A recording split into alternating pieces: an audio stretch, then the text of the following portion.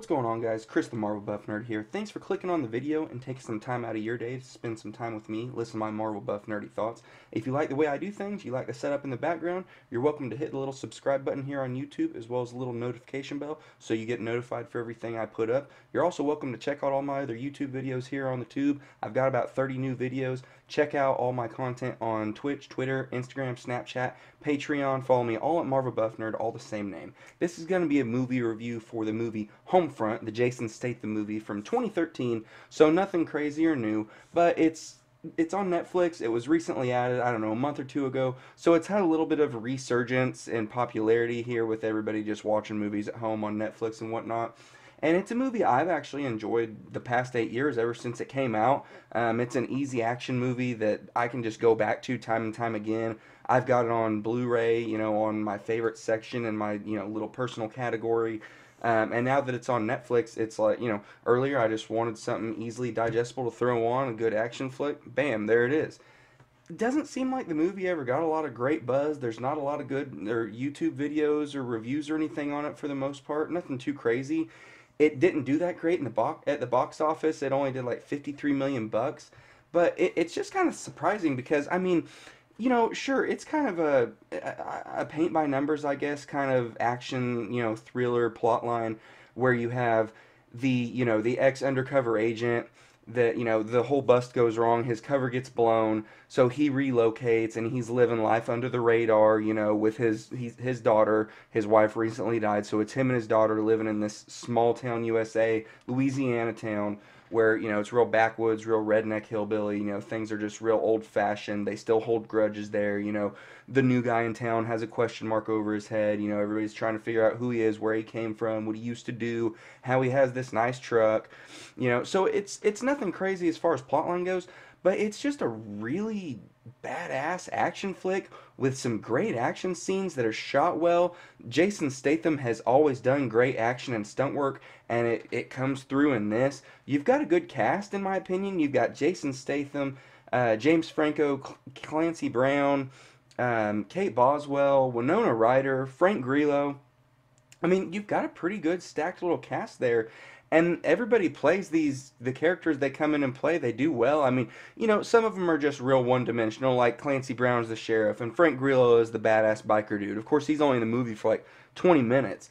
But Gator Bodine is who James Franco plays, this real, redneck, meth dealer, kind of muscle of the town. Nobody crosses him because he's the guy. And he really brings some gravitas to life. It's not a role that you see James Franco play a lot, but he's real beat down and grizzled and has a rough beard. His eyes are sunken in, and he's got some tattoos and a little bit, maybe kind of just barely a beer gut, but it's just not a role you normally see him play, and he really sinks into it. I really enjoy him in this. And you have Jason Statham playing, he's always playing a badass. I know it's nothing new for him, but I like the character. I mean, he's just this dude that wants to be left alone. He's got a farm with his daughter. She wanted a horse. He's your stereotypical everyman walking around in plain flannel shirts and plain ball caps. Blue jeans and boots, driving a gray Ford pickup truck. I mean, it's as everyman America, as it can get. But he plays it really well, and he's super intimidating, and he gives these people a chance kind of to just leave him alone, and then they just keep pushing and pushing, and every time these people show up to push on him and he pushes back, he blows them away. They're like, holy shit, who is this guy? And then come to find out towards either the third act of the movie into the second act, there's a revelation where they find out who he is. So now his cover's blown in this small town. That's what propels the big shootout third act, where you have Frank Grillo and his band of biker bandits coming in here and shooting up Jason Statham's house. His daughter gets kidnapped in the process by Winona Ryder, who plays this meth head kind of prostitute girl, or used to be that that girl. And she gets mixed up with, she's Gator Bodine's girlfriend. She gets mixed up in this. She ends up kidnapping Jason Statham's daughter because things go so out in left field at the house when they go to ambush him, because he's a badass and kicks their asses, and things do not go the way they plan. So, I don't know. The screenwrite was done by Sylvester Stallone, I believe.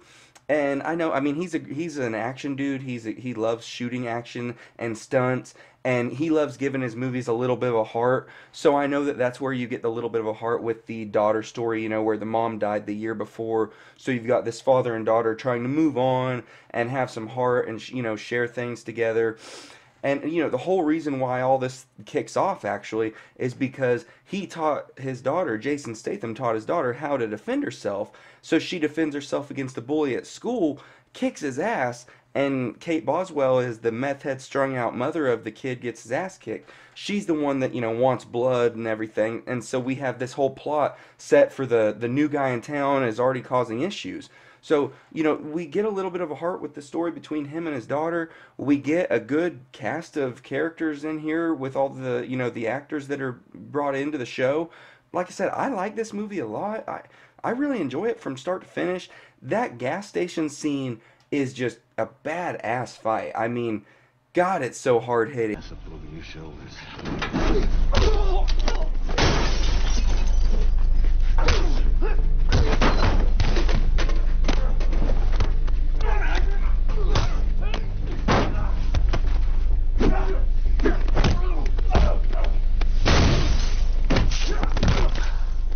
And then the end where they they're getting ready to breach his house and the two guys are on the porch and you know they open the door and he's just standing there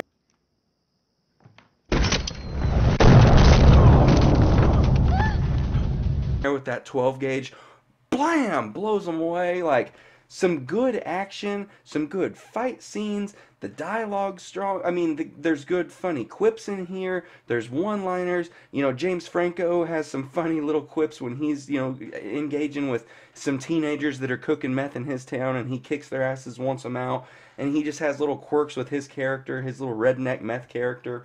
Like I said, it's just an enjoyable, easily you know, disposable start finish. It's over quick and it's just always put a smile on my face. You know, the good guy wins in the end. He kicks everybody's asses and takes them all out and gets the revenge he wants.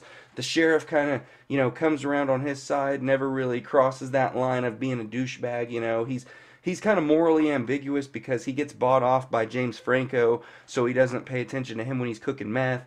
But at the same time, you know, he has this respect for Jason Statham. He's trying to figure out the whole time, you know, like, what are you, son? You know, what are you, WITSEC, you ex-military, ex-law enforcement, ex-what? What are you, you know? And he wants to know. He's so curious. He can tell this guy isn't who he says it is. He is. And Jason Statham's just like, yeah, you know, you just don't need to know. Sorry, you know, you F off, basically.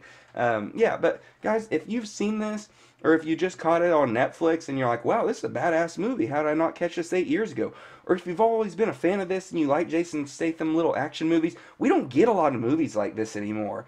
You know, so it's nice to go back and visit these things. Or I guess we get a lot of just blah action movies all the time, but this isn't like your quick cut, cheesy, shitty dialogue, 5 out of 10 popcorn flick that you watch once and forget about it. This is a really well put together little small town action flick story, and I really like it. Maybe I'm biased because I enjoy, you know, the stereotypical strong dude that doesn't want to kick everybody's ass but ends up doing it anyway. Maybe I'm biased because I come from small town America, and so the town that they show in this in Louisiana is very relatable where I come from in Southwest Missouri. So there could be a variety of reasons there, but I really enjoyed it, guys. Let me know in the comment section down below if you enjoy this movie too, or if I'm just rambling on about a shitty movie from 8 years ago that nobody cares about. Like the video, dislike the video, let me know what you think. Follow me on all the other affiliates I mentioned at the beginning of the video at Marvel Buff Nerd. Have a good one.